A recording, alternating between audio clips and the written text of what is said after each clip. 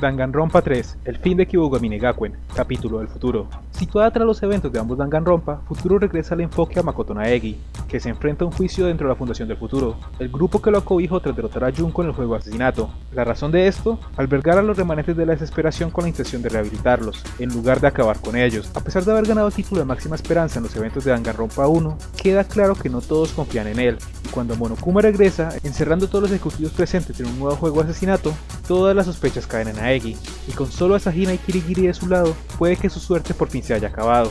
El primer problema de Futuro desde el vamos la naturaleza de su juego de asesinato.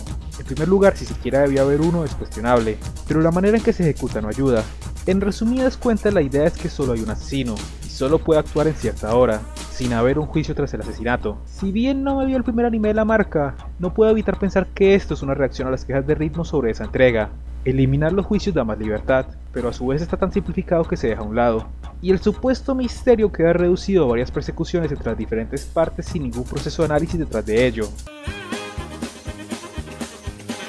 Y aunque la historia menciona los fallos del sistema, no cambia que sea un terrible medio para contar la historia.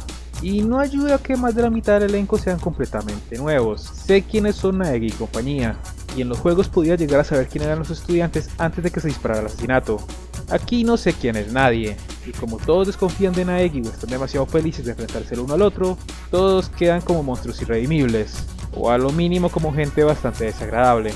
Danganronpa tiene un universo expandido notorio, y la verdad es que llenar alguna silla con esas caras habría ayudado a generar interés. El elenco de Another Episode de hecho regresa, y aunque debió ser una confusión aún mayor para los que no lo conocieran, lo cierto es que de ellos al menos sé algo. Tengo razón para que me interesen sus destinos.